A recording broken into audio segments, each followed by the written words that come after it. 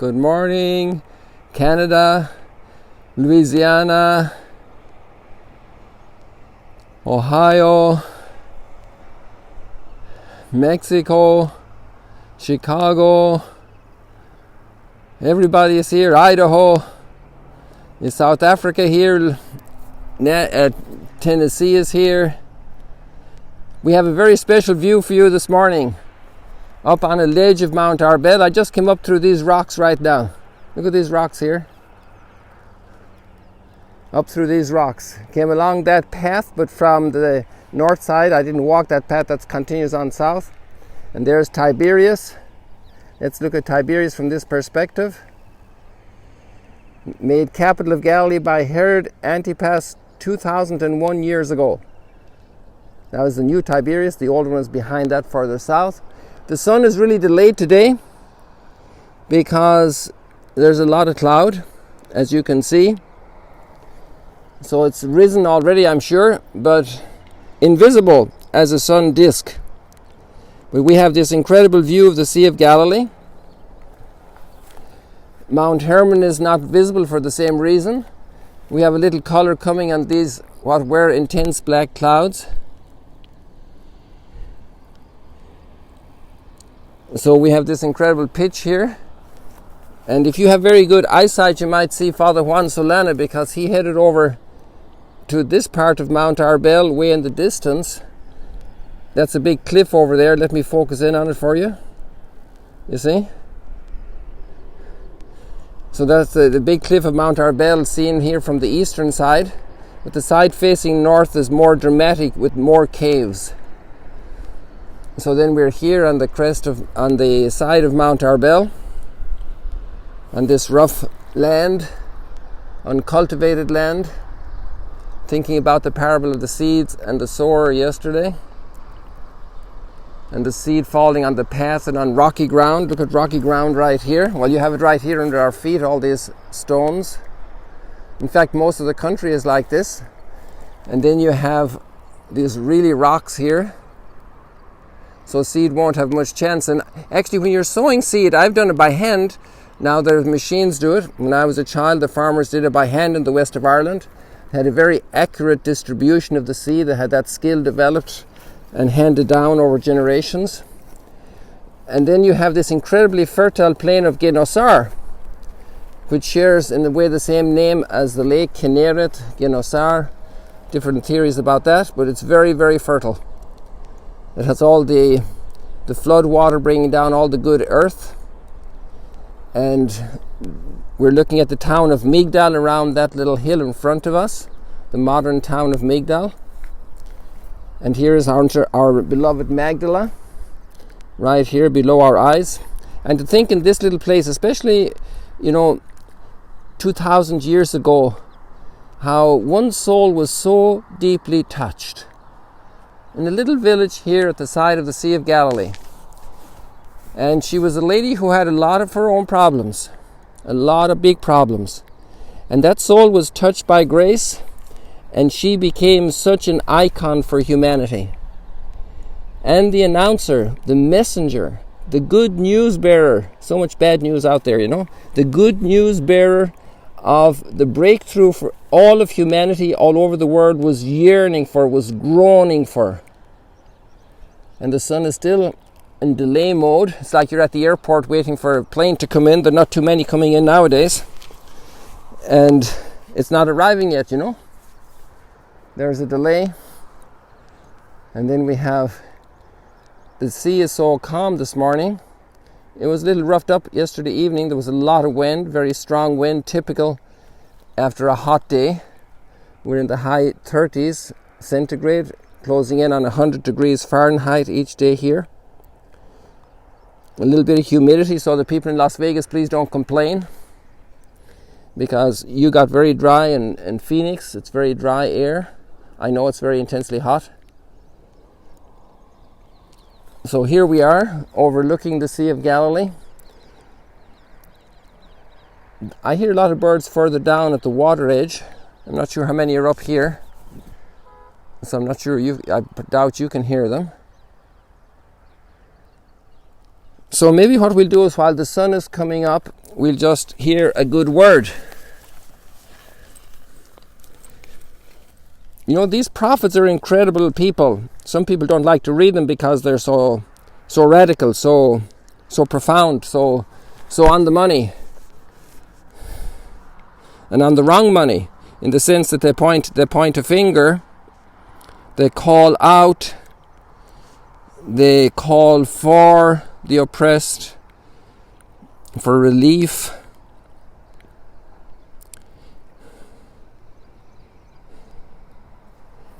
It's not every day that you have leaders like Henry, who was born in 973,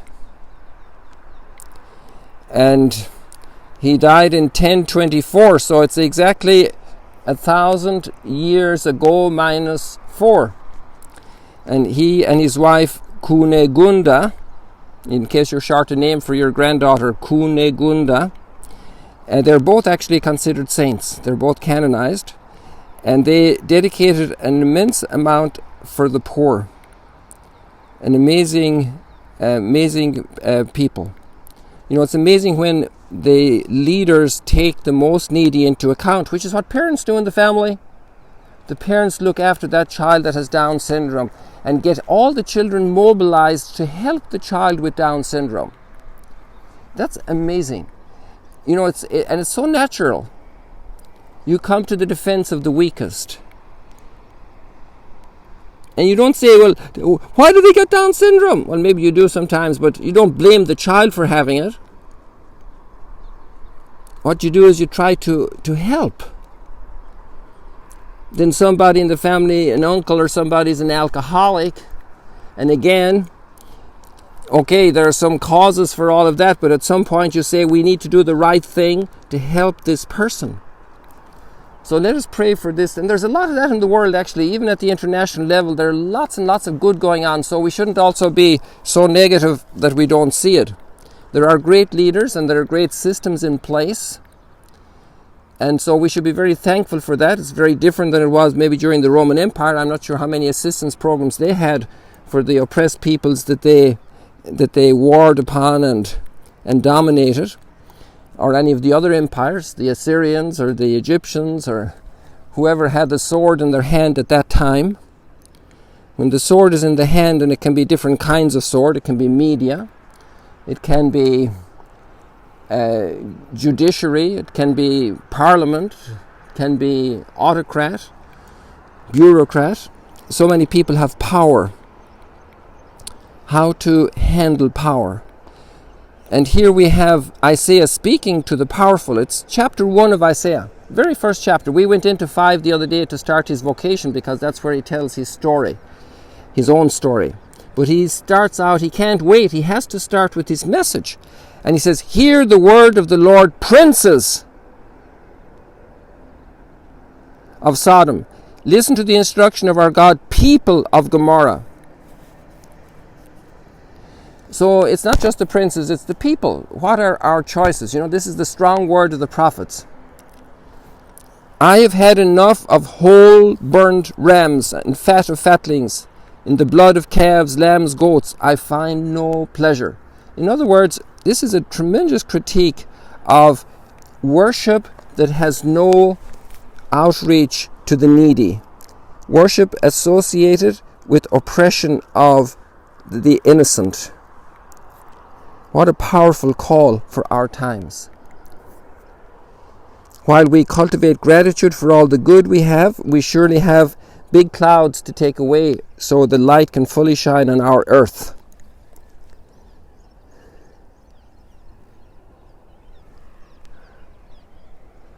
There's a silver lining coming there on that cloud right now. You can see it. Yes, I just captured it for you.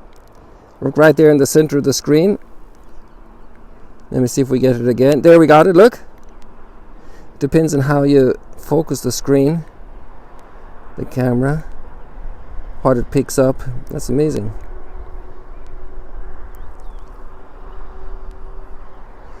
So the sun is very close to emerging.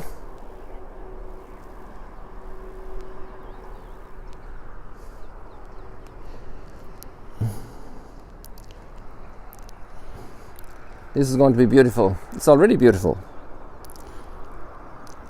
there's great beauty here.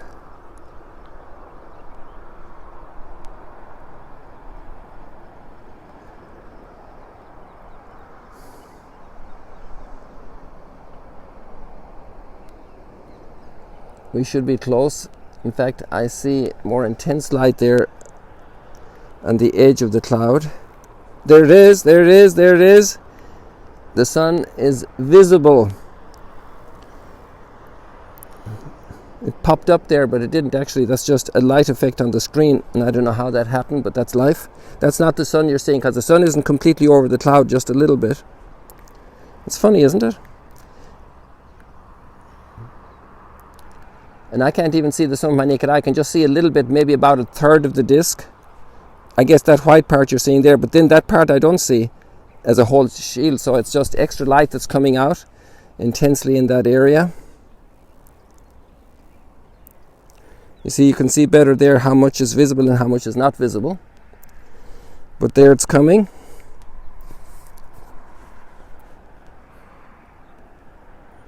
There it's coming. It's good now and again to come up on the mountain and look down. Have a view upon our reality. Get the bird's eye view of the problems and the issues, the places we live in.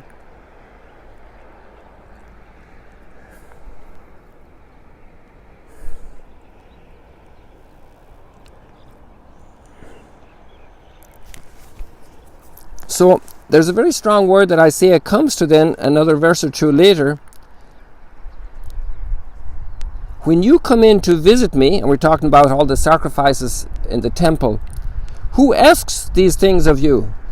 This is very strong. Listen to this word, very hard. Can you imagine then the priests and the Levites listening to these words of Isaiah? When you come in to visit me, who asks you for these things? Trample my courts no more. Bring no more worthless offerings. Your incense is loathsome to me. New moon and Shabbat.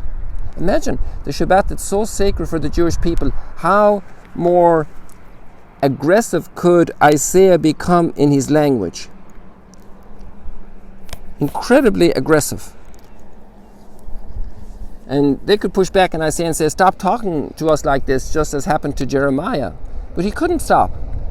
His gut was telling him he has to talk. It was burning inside of him. He needed to call out.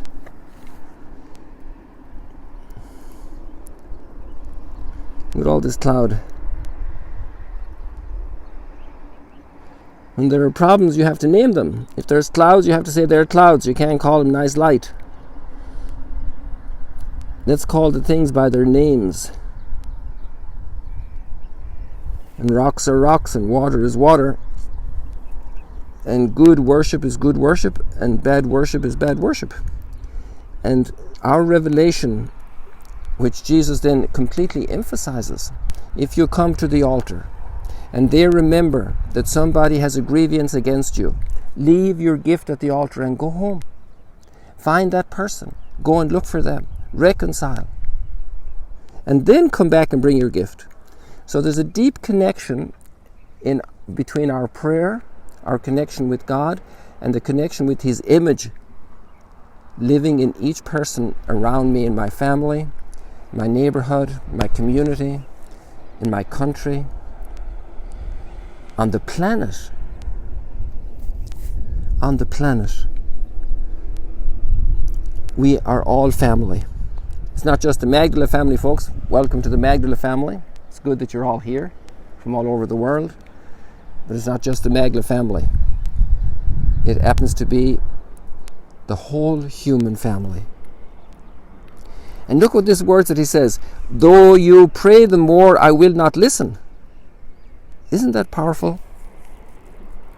Your new moons and festivals I detest. And this is a very important calendar marker in the Jewish ritual.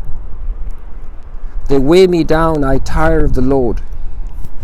When you spread out your hands in prayer, I close my eyes to you. So let's take this word to heart. Let's be strong. Let's not shy away from the challenge. And let's say, Lord, help me. How do I pray Who has something against me today that I need to make that phone call? I need to go and visit. I need to invite somebody for coffee, a child, a sibling, an in-law, an outlaw, somebody around me, a neighbor, the person in the supermarket I had a row with at the cashier desk. How am I going to go back the next time at the gas station and say thank you for your service? You're always here to serve me at the desk. The person at the office, at some department that I need to go, official place. The kindness, the goodness, the reconciliation. And the Psalm 50 is so beautiful. Verse 23, to the upright I will show the saving power of God. Lord, we need to see your saving power today. And we see it in nature, this sun that's opening up a path of light across the water. And we see it in everything that grows and everything that breeds and has young. What incredible power. No computer yet has a chip that falls out and becomes a little baby computer. What power in nature. The work of your hands. To the upright I will show the saving power of God, who rescues us in all our needs. I don't know if you're getting screenshots here, people.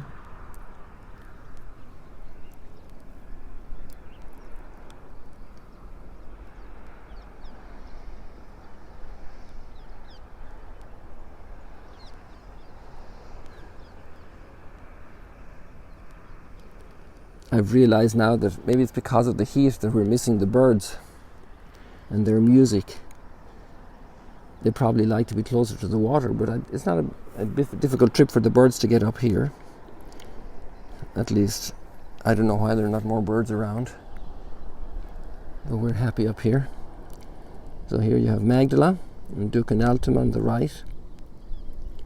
You can zero in there for a second. There you see the guest house. We had a lot of people this weekend, thanks be to God. So we were able to have many of our employees have some work and a salary. And then we have Dukenaltum, that inspiring place. Had some very special guests yesterday who came to see it. They were recommended by a guide who lives up in the hills up there, just on the edge of the Lebanese border. And they said, Udi sent us. How many people come by recommendation? How many people have written TripAdvisor reports on Magdala and have been an inspiration for others to be blessed?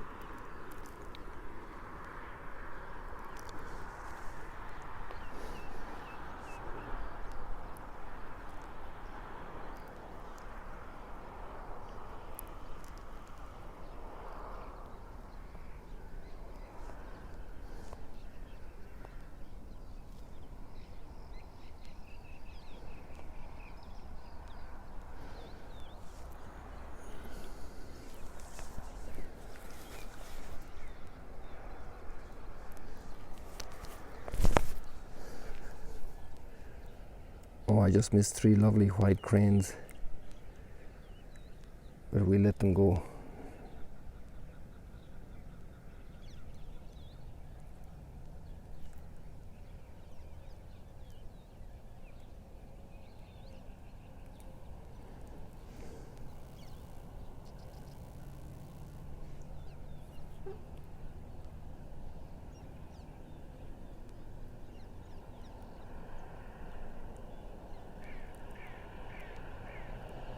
It's interesting, we're up this high and we're getting this shimmering, this gold.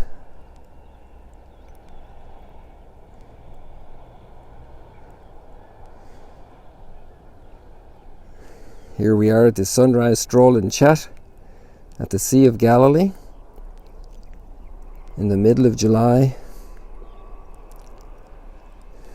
with people from all over the world.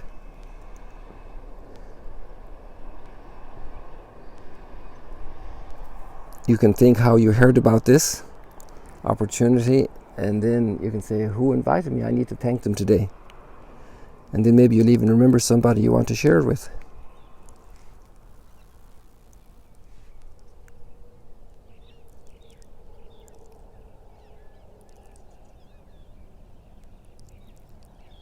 Look at all that cloud still.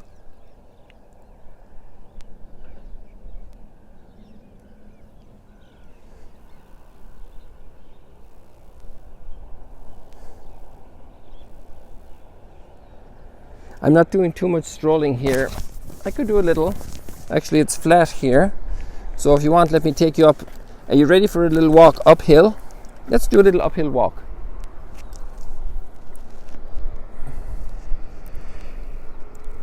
I'm going to show you where I'm going to go, but I don't want to take you away from the sun too much. So we're just going to go up here a little bit. We won't go up that far, maybe to the bushes here.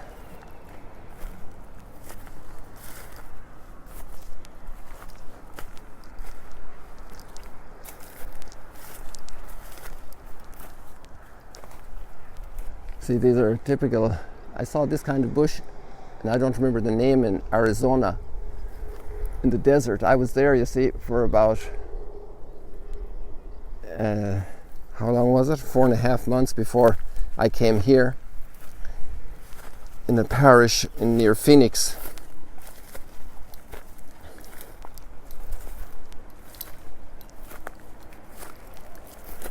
The vegetation that grows in very dry climates. See all this little plants. There was an Israeli here one day, and he told me about how these plants, you can, to know which ones you can eat if you're stuck in the desert sometimes in an emergency. You have all the thorns on this one. It's not very pleasant to get tangled in this. See all the thorns?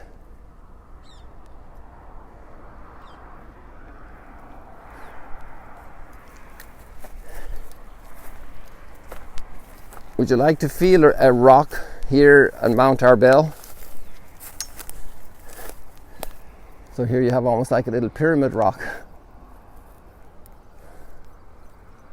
Put your hand out and feel it.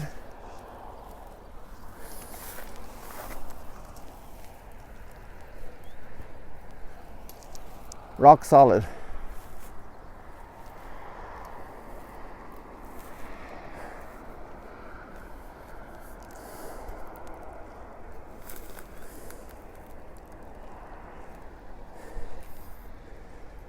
Here we are on Mt Arbel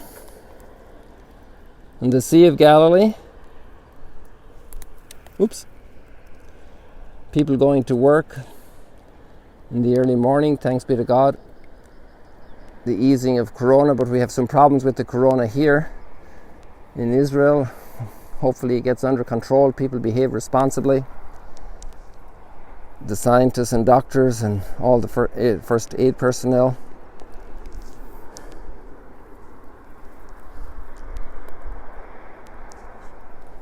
Let's do this here with the bushes. We expose it here.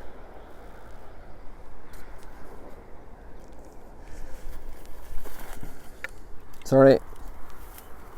Oops. I'm still alive, okay, people, don't worry. There are just some coyotes around, but they were here last night and not here right now. Sorry about that, people. You okay? Are you okay? Did you get hurt?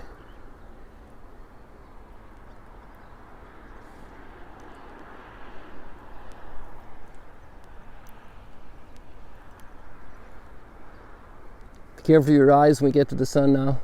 There we go.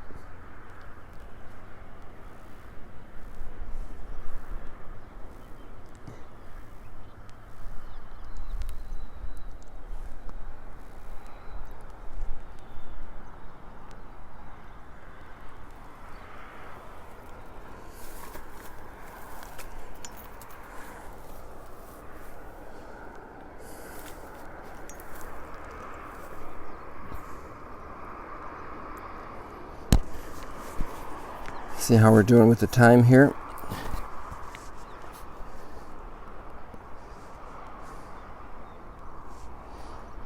So the gospel, we said that Isaiah was aggressive, the gospel is pretty strong today and needs a little bit of explanation. It needs a little bit of thinking.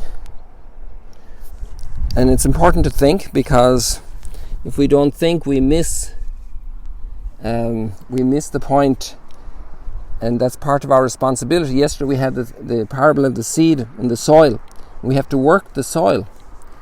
And when we receive the gift, we need to work on it so that the seed can grow and not be hampered by rocks in the way. So Jesus said to the apostles, this is in Matthew chapter 10, he's continuing to instruct the apostles. He says, do not think that I have come to bring peace upon the earth. I have come to bring not peace but the sword. It's a very tough line. And we have to understand how to understand it. And the language continues pretty tough. I have come to set a man against his father, and a daughter against her mother, and a daughter-in-law against her mother-in-law, and one's enemies will be those of his household. Whoever loves father or mother more than me is not worthy of me. Whoever loves son or daughter more than me is not worthy of me. And whoever does not take up his cross and follow after me is not worthy of me. So that's the correction for the sword line, because it's not that the Christian should have a sword in their hand against others. It's to suffer the sword, to suffer martyrdom, and to take up a cross, to accept being a victim for announcing the good news, to accept losing everything, even the dearest relationships, to be faithful to Christ. And this was borne out by many, many, many people, almost in every generation. It's amazing. I just saw a lovely flower. I'd love to continue with this text of the gospel, and we will do that at Mass. I'm not sure how much time I have left right now, but I want to show you a tiny, tiny, tiny little flower. I'm going to fix the screen into a full widest possibility here, or narrowest possibility to focus. Just bear with me. It's right at my feet. It's so tiny, and there are lots of them, and they're on that little plant. I'm not sure if it's the same one I showed you. I don't think so. I think it's a different one. But let me take you down here to see this flower. Lots of them. Let's see. Sorry, it's a little bit dizzy. Don't worry. Be patient. Look here. Look at these flowers. Let me fix the camera here a second. No. Okay. So let's do this. Where are we, camera? Come on, camera. Trying to understand where the camera is looking. Come on. Come on, little flower. Okay, I'm going to start. Find one and go down there.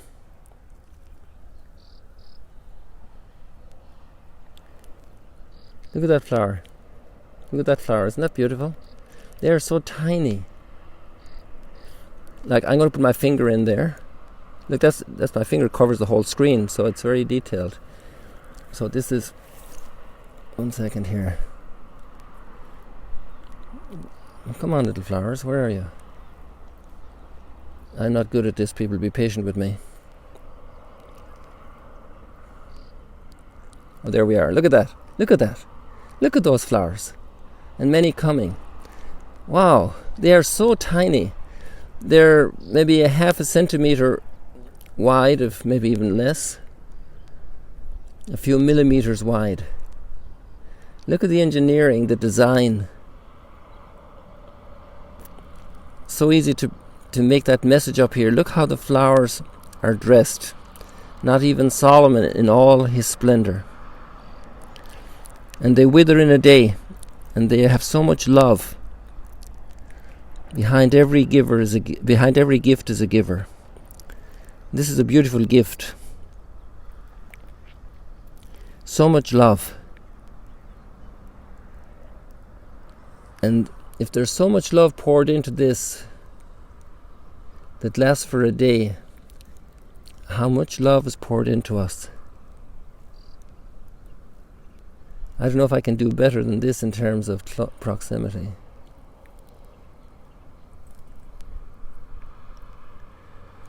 Oh, by the way, I found a way. I think I'm going to see if I can identify the flower, and if I do, I'll post a comment once I post the once I post this. I'm not sure if I'll be able to do it up in the mountain here, but when I get down. So there we have that beautiful flower. I've lost track of the time, people. If you have an indicator there telling me how long it's on, I'll be grateful. Or maybe you don't want to tell me, you don't want to stop.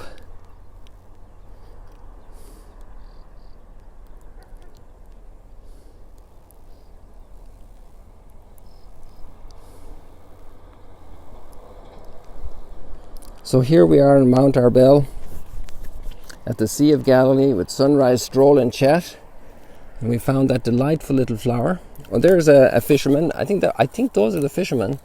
They're not the tourists. Look here. You see that boat? Just to the north of the light. Come on. There we go. You see?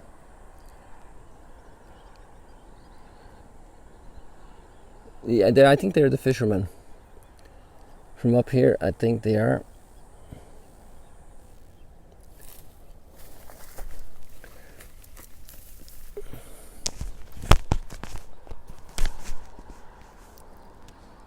So people, I think I'm well over time, so thank you so much for joining us this morning. It was wonderful to have you. Thank you for giving me a good reason to go up on Mt Arbel. A little extra early exercise. God bless you. May the Lord hold you in the palm of his hands. And see you later, alligators.